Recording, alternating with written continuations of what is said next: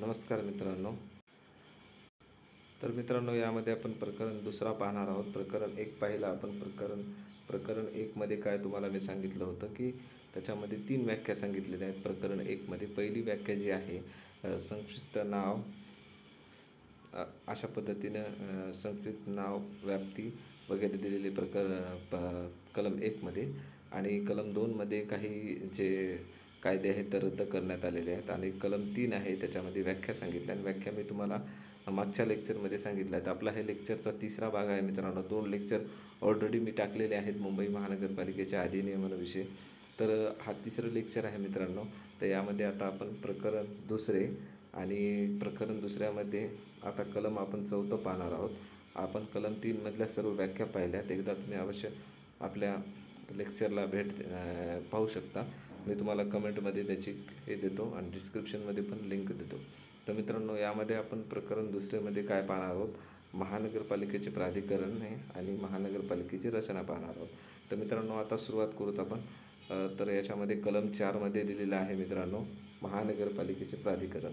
महानगरपालिकेचे प्राधिकरण कोणकोणते आहेत मित्रांनो, त्याच्यामध्ये सुरुवातीला महानगरपालिका, स्थायी समिती, सुधार समिती आणि बृहन्मुंबई वीज पुरवठा परिवहन समिती आणि शिक्षण समिती अशा पद्धतीचं दिलेलं आहे मित्रांनो. त्यानंतर अजून मित्रांनो प्रभाग समिती आहे. प्रभाग समिती, नंतर महापौर समिती, नंतर महानगरपालिका आयुक्त आणि नंतर एकदम शेवटला आहे मित्रांनो वीज पुरवठा उपक्रमांचा महाव्यवस्थापक आहे मित्रांनो बृहन्मुंबईचा. तर मित्रांनो, अशा पद्धतीचे हे टोटल किती आहेत प्राधिकरण, तर 9 आहेत मित्रांनो. 9 प्राधिकरण आहेत. त्याच्यामधली मी ट्रिक तुम्हाला सांगितलेली आहे. ट्रिक इथं पाहू शकता मित्रांनो. इथं ट्रिकमध्ये काय सांगितलं आहे, मी थोडंसं कमी झूम करून म्हणजे सर्व त्याच्यात दिसले पाहिजे. तर झूम छोटं करतो, जरा कमी करतो. तर इथं पाहू शकता तुम्ही महानगरपालिका, स्थायी समिती, सुधार समिती, बृहन्मुंबई वीज पुरवठा परिवहन समिती, शिक्षण समिती, प्रभाग समिती, महापौर, महानगरपालिका आयुक्त आणि बृहन्मुंबई वीज पुरवठा परिवहन उपक्रमाचा महाव्यवस्थापक दिलेला आहे. तर आता इथं तुम्हाला मी सांगतो मित्रांनो, इथे बघा सुरुवातीला मासा, सुधार, ब्र म्हणजे बरं, शिक्षण, प्रभाग, पोर, ऐकतोस का म्हणजे बरं, अशा पद्धतीचं. मासा काय म्हणते, मासा म्हणजे महानगरपालिका स्थायी समिती, सुधार समिती आणि ब्र म्हणजेच बरं, बरोबर, असं ब्रचं बरं, असं आठवण ठेवा मित्रांनो. बरं, काय सुधार, बरं शिक्षण सुधार, तुझा प्रभाग सुधार, शिक्षण सुधार, प्रभाग सुधार, बरोबर आहे. आणि पोरं पण सुधार, महापौर म्हणजे पोरं, पोरं सुधार. महानगरपालिका आयुक्त आहे, तर ऐकतोस का, ऐकतोस ना तू, हां, तर ऐकतोस का, बरं, परत बरं म्हणायचं. म्हणजे काय म्हणायचं, मासा सुधार बरं, मासा सुधार बरं, काय सुधार, शिक्षण सुधार, प्रभाग सुधार, हे पोरं सुधार आणि ऐकतोस का, बरं. अशा पद्धतीने ही ट्रिक ध्यानात ठेवा मित्रांनो. ट्रिक नक्की आवडली असेल तर नक्की कमेंटमध्ये सांगा कशी वाटली ट्रिक. तर चला मित्रांनो, पुढचा पाहू. त्यानंतर कलम 5मध्ये काय दिलेलं आहे, कलम 5मध्ये काय दिलेलं आहे, निवडून आलेले सदस्य किती आहेत मित्रांनो, 227 आहेत. आणि नामनिर्देशित किती आहेत, 5. नामनिर्देशितमध्ये 5 कोणते, तर विशेष ज्ञान आणि अनुभव असलेल्या व्यक्तीला त्यांनी नामनिर्देशित करतात. आता 10 करायला सांगितलेत मित्रांनो. 2023मध्ये दुरुस्ती झालेली आहे. कदाचित हे विचारणार नाहीत, पण एक अपडेट म्हणून तुम्हाला मी सांगत आहे. आणि त्याच्यानंतर निगम निकाय म्हणजे बृहन्मुंबई महानगरपालिका, मुद्रांक किंवा शिक्का त्याच्याविषयी सांगितलेलं आहे त्या कलम 5मध्ये. जागा आपलं निवडून आलेले सदस्य किती, 227 येतात. नामनिर्देशित 5 असतात. त्याच्यामध्ये 5मध्ये कोणी विशेष ज्ञान आणि अनुभव असणारी व्यक्ती, तर 2023मध्ये 10 नामनिर्देशित सदस्य करा म्हणून असं सांगितलेलं आहे, दुरुस्ती केलेली आहे.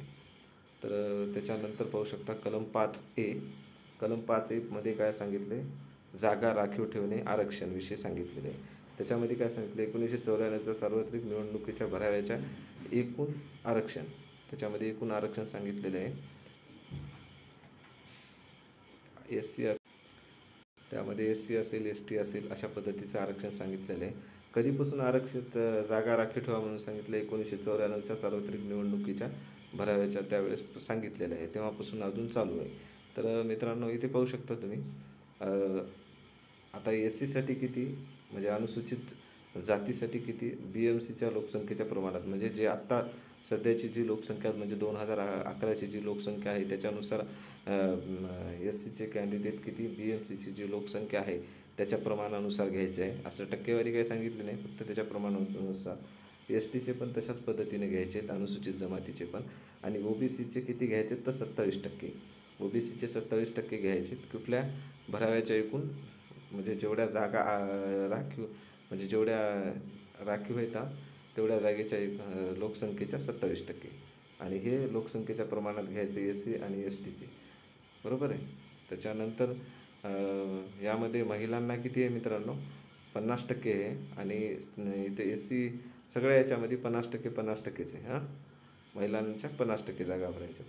आणि मात्र इथे एक अपवाद आहे, महिलांसाठी, अनुसूचित म्हणजे महिलांच्यासाठी एक अपवाद आहे. कुठला आहे तर म्हणजे एकच जागा असेल, पण SCसाठी जर एकच जागा राखीव असेल तर ती महिलांसाठी राखीव नसणार नाही. म्हणजे ती एक महिलांसाठी स्पेसिफिक जागा आहे असं म्हणण्यात येणार नाही, समजलं का. आणि त्याच्यानंतर हे तसंच आहे STचं पण, आणि OBCचं पण सेम तसंच आहे. त्यानंतर इथे पाहू शकता, आता कलम B चालू आहे. कलम B मध्ये राखीव जागेसाठी जातीचे प्रमाणपत्र व वैधता प्रमाणपत्र, म्हणजे जे राखीव जागेसाठी इलेक्शन लढवतात, म्हणजे SC असेल, ST असेल, त्यांच्यासाठी जे राखीव त्यांच्यासाठी सुटलेली जागा असते ते लढवतात, त्यांच्यासाठी एक जातीचं प्रमाणपत्र आणि जातीचे वैधता प्रमाणपत्र देणं बंधनकारक असतं. तर हे प्रमाणपत्र देण्याचे पडताळणीचे नियम, अधिनियम कधीचा आहे तो 2000चा आहे. अधिनियम कधीचा आहे प्रमाणपत्र पडताळणीचा, आणि देण्याचा तर 2000पासून तो अधिनियम लागू झालेला आहे. तर 2000 असं ध्यानात ठेवायचं. त्याच्यानंतर पाहू शकता, नामनिर्देशित पत्र भराव्याच्या दिनांकात प्रमाणपत्र मिळाले नाही. समजा तुम्ही नामनिर्देशनचा फॉर्म भरताय त्यावेळेस जर तुमच्याकडे प्रमाणपत्र मिळालं नाही, तर पडताळणीसाठी जे सत्यप्रत पडताळणीसाठी अर्ज केला आहे तुम्ही, त्याचा पुरावा सादर करावा, किंवा निवडून आल्यावर 6 महिन्याच्या मुदतीत सादर करावा. निवडून आल्याच्या नंतर एक 6 महिन्याच्या आत तुम्ही ते दिलं पाहिजे, बरोबर आहे. त्यानंतर पाहू शकता कलम 6मध्ये काय सांगितले, महानगरपालिकेची मुदत 5 वर्ष कालावधीसाठी राहील. पहिल्या सभेपासून कालावधी सुरू होईल, ते 5 वर्षाची मुदत राहील महानगरपालिकेच्या, कलम 6मध्ये सांगितलेले आहे, बरोबर आहे. कलम 6 मध्ये काय सांगितले, पालिका सदस्य नगरसेवकाचा कालावधी सांगितलेला आहे 5 वर्षाचा आहे. त्याच्यानंतर कलम 6B मध्ये काय सांगितले, महानगरपालिकेचे निवडणूक रचना आणि कार्यकाळ समाप्त होण्या अगोदर, म्हणजे इथं काय सांगितले, निवडणुकीची रचना सांगितली कलम 6B मध्ये. तर निवडणुकीची रचना कशा पद्धतीने करायची, ते कार्यकाळ संपण्याच्या अगोदर निवडणूक घेतली पाहिजे. कुठला, जे 5 वर्षाचं जे सांगितलं आपल्याला पहिल्या सभेपासून, बरोबर आहे. जे पहिल्या सभेपासून आपल्याला कार्यकाळ सांगितलेला आहे हे 5 वर्षाचा, हे संपवण्याच्या अगोदर निवडणुकीची तुम्ही काय केलं पाहिजे, तर निवडणुकीची कार्यकाळ समाप्त म्हणजे तो जो कार्यकाळ आहे महानगरपालिकेचा तो संपण्याच्या आत तुम्ही निवडणूक घेतली पाहिजे, बरोबर आहे. ते झालं. कलम 7 आणि 7A वगळण्यात आलेलं आहे. त्याच्यानंतर कलम 7B. तर आता याच्यामध्ये काय सांगितले, पालिका सदस्य नगरसेवक समितीच्या अधिकार पदावर रिकामे करणे. म्हणजेच कसं, जर तुम्ही पालिका सदस्य आहात आणि काही कारणानं वेळेस तुमचं ते पालिका सदस्यत्व पद रद्द झालं, तर तुम्ही जे कुठल्याही समितीवर असाल ते ऑटोमॅटिकली रिकामं तुम्हाला करावं लागतं. कारण तुम्ही पालिका सदस्यच नाही तर तुमचं पद तरी कसं राहील ते. त्याच्यासाठी तुमचं पालिका सदस्यत्व गेलं की तुमचं पद पण जाणार, बरोबर आहे. त्याच्यानंतर कलम 8मध्ये काय सांगितलेलं आहे, पालिका सदस्य नगरसेवक कालावधी संपला तर पुन्हा उभं टाकू शकतं ते, किंवा त्यांचा कशामुळे काहीतरी हे झालं, म्हणजे बघा, जर तो पुन्हा पात्र म्हणजे उभं टाकण्यासाठी पात्र असतो, म्हणजे सदस्य कालावधी संपला तरी पुन्हा तो पात्र असेल निवडणुकीसाठी. पण अपवाद कोणत्याही कायद्याने अघोषित म्हणजे जर जे कायदे सांगितले अपात्रतेचे, त्या अपात्रतेच्या कायद्यानुसार अघोषित पाहिजे, म्हणजे तो तसा हे नसला पाहिजे, दोषी असेल तर मग तो अ, परत सदस्यत्वासाठी त्यांचा कार्यकाळ जो सांगितलेला असतो 5 वर्ष, 6 वर्ष, 3 वर्ष, तो त्या पद्धतीच्या हे असला पाहिजे, म्हणजे निर्दोष असला पाहिजे तिथं, तर परत त्याला इलेक्शन लढू शकतं. बरोबर आहे. तर चला, तर दुसरं पाहू. आता कलम 9 मध्ये काय सांगितले. आता कलम 9 कसं ध्यानात ठेवायचं, निमित्त. 9 निमित्त. हां, निमित्त, 9 निमित्त ध्यानात ठेवायचं आहे. म्हणजे एकदम सोपं. 9चे कलम 9 काय, निमित्त पाहिजे. कशासाठी? तुम्ही जागा भरण्यासाठी असेल, जागा भरण्यासाठी काय निमित्त पाहिजे. कोणतं पद नाकारलं असेल, त्याने मरण पावला असेल, राजीनामा दिला असेल, असमर्थ असेल किंवा अपात्र ठरला असेल, तर त्याची जागा काय करायची, जागा भरायची, की ती शक्य तितक्या लवकर भरवायची, शक्य तितक्या लवकर निवडणूक घ्यायची. आणि नवीन निवडून आलेला उमेदवार काय करणार आहे, नवीन निवडून आलेला जो उर्वरित कालावधीसाठीच निवडला जाणार आहे. म्हणजे उदाहरणार्थ त्यानं 3 वर्ष कारभार केलेला आहे आणि तो अचानक मेला किंवा त्यानं पद नाकारलं, राजीनामा देऊन टाकला, तर तो राजीनामा दिला, अचानक मरण पावला, तर तो जे लगेच निवडणूक घेऊन उर्वरित समजा 3 वर्ष त्यांनी केलेलं आहे, तर हा 2 वर्ष कारभार पाहू शकतो. म्हणून मी निवडून आलो, 5 वर्ष द्या मला, असं नाही. जो उर्वरित कालावधी आहे तेवढाच तो कालावधीसाठी पात्र असेल. आणि निवडणूक जर 6 महिन्याच्या म्हणजे 6 महिन्याच्या शेवटी जर कालावधी जर महानगरपालिकेचा 6 महिनेच राहिला असेल, तर परत निवडणूक होणार नाही ते 6 महिन्यासाठी. त्याच्यानंतर आता बघू कलम मित्रांनो 10मध्ये काय सांगितले, राजपत्रात प्रसिद्ध करणे निवडून आलेल्या उमेदवार. जो निवडून आलेले आहेत त्यांचं शासकीय राजपत्रात, म्हणजेच आपल्या वर्तमानपत्रामध्ये जे शासनाचे असतात त्यांच्यामध्ये प्रसिद्ध करणे झालं. त्याच्यानंतर कलम 11, मतदानास अपात्र व्यक्ती. मतदान करण्यासाठी कोण अपात्र आहे याचं सांगितले. प्रभाग यादीमध्ये नाव नाही, म्हणजे कोण मतदान करण्यास अपात्र व्यक्ती कोण आहे, तर मतदान यादीमध्ये नाव असणे आवश्यक आहे. जर नाव नसेल, तर त्या प्रभागात नाव नसेल, तर तो अपात्र आहे. बरोबर आहे. म्हणजे समजलं काय. आता प्रभाग 4 आहेत, 1, 2, 3, 4. आणि आता त्याचं जर 4मध्ये असेल तर 1मध्ये त्याला हे टाकता येते का, वोटिंग नाही टाकता येत. ज्याच्या त्याच्या मतदारसंघामध्येच त्याला हे टाकता येतं, मतदान करता येतं, वोटिंग करता येते.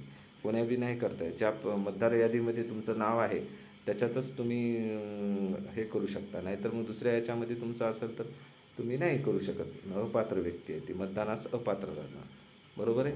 त्याच्यानंतर कलम 11A, 12 आणि 13 हे वगळण्यात आलेले आहेत. त्यानंतर पाहू 14 कलम. कलम 14मध्ये काय सांगितलं आहे, पालिका सदस्य, नगरसेवक पात्रता. पालिका सदस्यास काय पात्रता असतात, कोणत्याही प्रभागात मतदार यादीत नाव असणे. म्हणजे समजलं का तुम्हाला. आता इथं काय आहे, कलम 11मध्ये काय आहे मित्रांनो, 11मध्ये मतदानास अपात्र व्यक्ती कोणता आहे, ज्या प्रभागात त्यांचं नाव आहे त्याच प्रभागात तो मतदान करू शकतो, दुसऱ्या प्रभागात करू शकतो का नाही. मग त्याच्यामुळे तो अपात्र मतदान दुसऱ्या याच्या प्रभागात करण्यास. बरोबर आहे. त्या प्रभागात असेल तर पात्र. बरोबर आहे. आणि पण नगरसेवक होण्यासाठी काय करावं लागेल त्याला, ते कुठल्याही कोणत्या पण प्रभागाच्या मतदार यादीत नाव असलं तरी बस झालं त्याचं. म्हणजे उदाहरणार्थ 4 असेल किंवा 8 मतदारसंघ असतील, म्हणजे प्रभाग असतील, वॉर्ड असतील त्यांचे, तर 8 प्रभागामध्ये त्याचा 8पैकी कुठल्याही 4मध्ये असेल तर तो 1मध्ये उभं टाकू शकतो, 1मध्ये असेल तर 3मध्ये उभं टाकू शकतो, कुठं पण उभं टाकू शकतो तो. बरोबर आहे. पण स्पेसिफिक निवडणुकीसाठी म्हणजे मतदानासाठी तुम्ही जिथं ज्या प्रभागामध्ये आहात त्याच प्रभागामध्ये तुम्ही मतदान करू शकता. नाहीतर मग कसं होणार, मी आहे 4 मतदारसंघामध्ये उभा आणि मी माझे नातलग आहेत एका मतदारसंघामध्ये, तर मी म्हणजे एका प्रभागामध्ये, तर मी 4मध्ये उभं टाकलो तर माझ्या नातलगाला मी पुऱ्या मधल्या 4मध्ये बोलेन की मला वोटिंग करा, कारण मी निवडून आलो पाहिजे. तर असं नसतं. मग ते तुम्ही 1मध्ये आहात तर 1मध्येच तुम्ही मतदान करू शकता प्रभागामध्ये, किंवा तुम्ही 4 प्रभागात असेल तर 4च करू शकता, 4च याच्यामध्ये 4 प्रभागामध्येच तुम्ही मतदान करू शकता. आणि समजा तुम्ही समजलं मी सांगायला पाहिजे. हां, तर त्यानंतर आता कलम 16 पाहू. 16मध्ये काय सांगितलं आहे, पालिका सदस्य अपात्रता. यामध्ये राज्य विधिमंडळाने जो लोक प्रशासकीय कायदा जो सांगितला आहे त्याच्यानुसार अपात्र 21 वर्षापेक्षा कमी वय नसावं. त्याच्यानंतर IPC 153A आणि 505 नुसार सिद्ध अपराधी नसावा, म्हणजे 6 वर्षासाठी अपात्रता म्हणून त्याचं हे केलेलं नसावं, त्याच्यावर गुन्हा नसावा, सिद्ध अपराधी आहे म्हणून. त्याच्यानंतर त्याच्यामध्ये काय सांगितलं अजून, कलम 18(1)A मध्ये अपात्रता सांगितली 5 वर्षासाठी. इथं बघा तुम्ही, IPC नुसार जर त्याच्यावर सिद्ध अपराधी असा जर गुन्हा ठप्पा लागला असेल तर तो 6 वर्ष अपात्र असेल. त्याच्यानंतर जर कलम 18(1)A मध्ये जे सांगितले त्याच्यानुसार 5 वर्ष असेल. आणि न्यायालयासमोर जर नैतिक अधपतन किंवा झालं असेल तर ते न्यायालयाद्वारे जर न्यायालयाने जर त्यांचं म्हणजे न्यायालयानं असं सांगितलं की तो एक नैतिकता त्याची बरोबर नाही आहे, त्यासाठी त्याला अपात्र घोषित केलं तर 6 वर्षासाठी तो अपात्र राहील. आणि समजा त्याला 2 मुलं याच्यापेक्षा जास्त जर असतील तर तो अपात्र ठरवण्यात येईल. पण मुलं दत्तक मुलांचा समावेश मुलामध्ये या व्याख्येमध्ये नाही. आणि अपात्र कशामुळं, तर 2पेक्षा जास्त असल्यावर, समजा आधी एक आहे नंतर जर 2 म्हणजे एक अजून जोडी तर तसे 3 होतात, तर ते पण त्याच्यासाठी काही लागू नाही, बरोबर आहे. आणि जर न्यायालयानं त्याला नादार, दिवाळखोर असं जाहीर केलं असलं तर, किंवा मनपा अधिकारी कर्मचाऱ्याचा हितसंबंध त्यामध्ये असेल तर, अजून लघुवाद न्यायालयाचा न्यायाधीश किंवा मुख्य न्यायाधीश असेल तर तो अपात्र असू शकतो. आणि मनपाची जर थकबाकी त्याने 3 महिन्यापेक्षा जास्त जर दिली नसेल, चुकवली नसेल तर तो अपात्र. मनपाचा करारामध्ये किंवा हितसंबंधामध्ये किंवा नोकरीमध्ये काही त्याचा हितसंबंध असेल त्याच्यामुळे तो पण अपात्र असेल. आणि मनपाच्या जमिनी खरेदी विक्री संबंधात कुठे हितसंबंध असेल तरी अपात्र असेल. आमदार खासदार असेल तरी अपात्र असेल तो. त्याच्यानंतर तुम्हाला अजून सांगतो मित्रांनो, पदावर असताना गैरवर्तन केलं असेल, अशोभनीय काही वागला असेल तर तो 6 वर्षासाठी असेल मित्रांनो, म्हणजे अपात्रच आहे तो. आणि निवडणुकीच्या खर्चाचा हिशेब दिला नाही, त्यानं जर निवडणुकीच्या खर्चाचा हिशेब दिला नाही तर तो 3 वर्षासाठी अपात्र असते.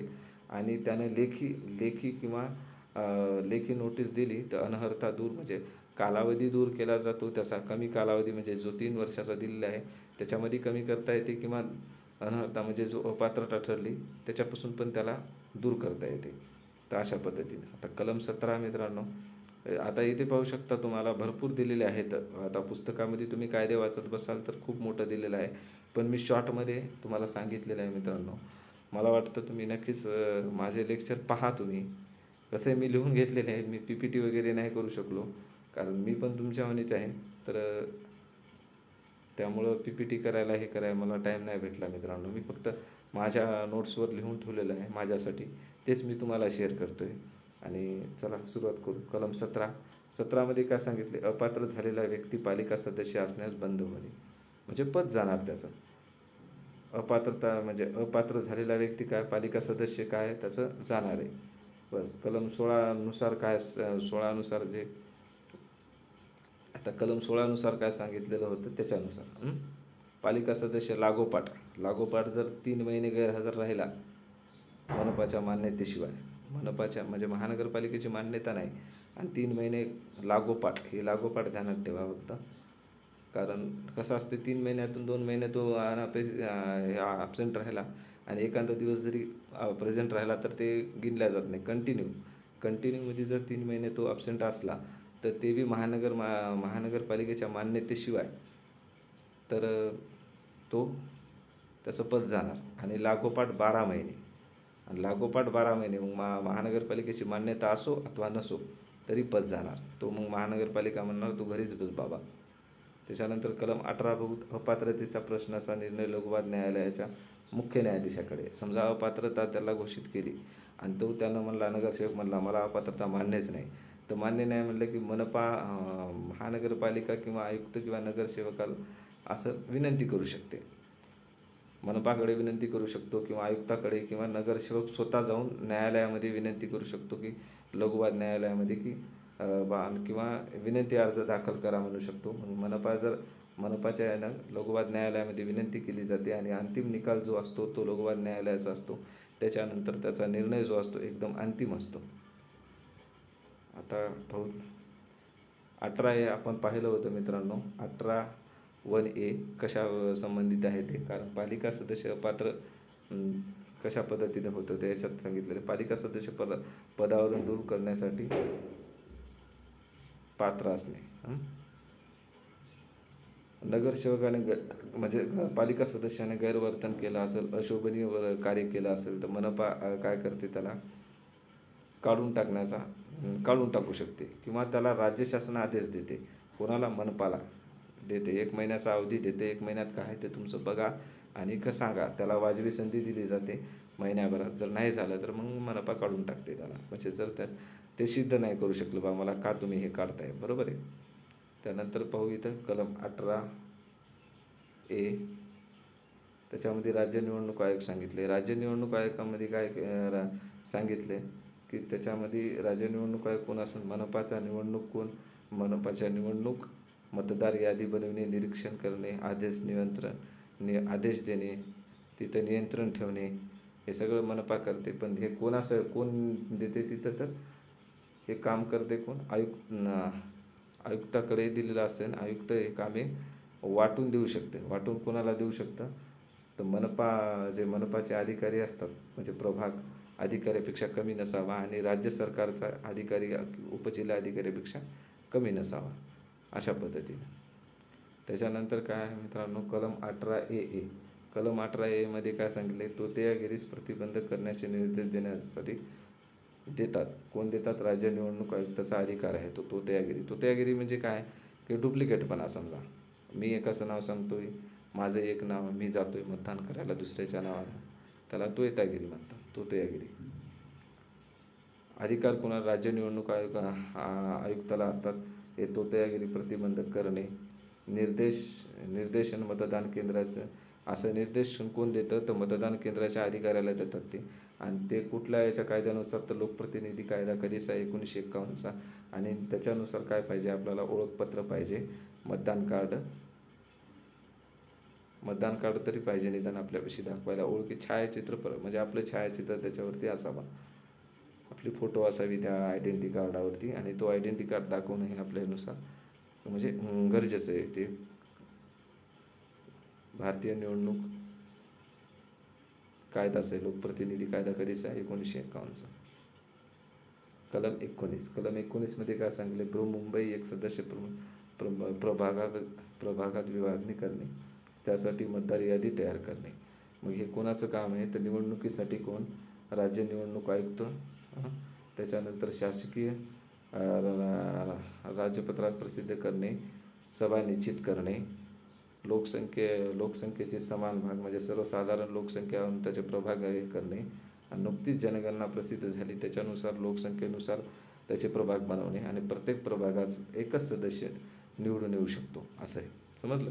म्हणजे काय करायचं? मुंबईची एक सदस्य प्रमाणपत्र विभागणी करणे म्हणजे एका सदस्य प्रमाणात विभागणी करणे. त्यासाठी काय करावं? मतदार यादी तयार करावी लागेल, बरोबर आहे. म्हणजे मतदार यादी कोण करतं? निवडणुकीसाठी कोण करतं? तर राज्य निवडणूक आयोग जे असं सांगितलेलं असतं. त्याच्यानंतर शासकीय आपल्या प्रसिद्ध करतात. प्रसिद्ध केल्याच्यानंतर ती असं एक सीमा निश्चित करतात. सीमा कुठपर्यंत असली पाहिजे त्या मतदारसंघाची, तेवढं करतात. त्यानंतर लोकसंख्येच्या सारख्या प्रमाणात आलेली साधारण सारख्या प्रमाणात लोकसंख्या हवी. त्याच्यानंतर कुठली लोकसंख्या? तर नुकतीच जनगणना झालेली, आत्ता रिसेंटली झालेल्या जनगणनेचं त्यामध्ये ॲड करतात. तसं आता 2011ची जनगणना झालेली आहे त्याच्यानुसार. आणि प्रत्येक प्रभागामध्ये एकच सदस्य निवडून येईल याचं हे करतात. म्हणजे एकाच प्रभागामध्ये एकच सदस्य. त्यानंतर कलम 21 मतदानाचा हक्क आहे. मतदानाचा हक्क कोणाला आहे? तर मतदार यादीमध्ये ज्याचं नाव आहे त्यालाच मतदानाचा हक्क आहे, मतदानाचा हक्क आहे. झालं, संपलं. कलम 22 निवडणुकीचे दिनांक सांगितले. आता कलम 21 काय? कलम 21 मतदानाचा हक्क म्हणजे आपलं वय 21 झालं की मतदानाचा हक्क असं समजायचं. तसं 18 आहे, पण बरोबर आहे. त्याच्यानंतर कलम 22मध्ये निवडणूक दिनांक आहे. निवडणूक दिनांक कोण ठरवते कशासाठी, तर निवडणूक दिनांक ठरवल्याच्यानंतर प्रभाग निवडणूक सांगितली जाते आणि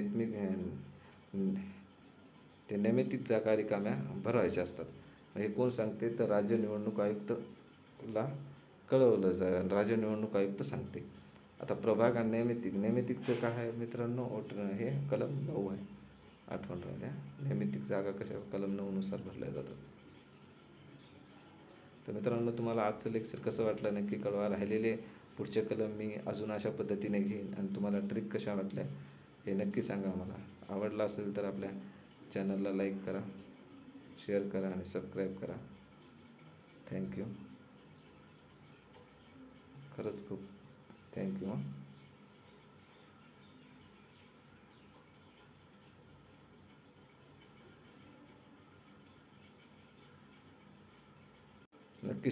नक्कीच शेअर करा मित्रांनो आपल्या चॅनलला.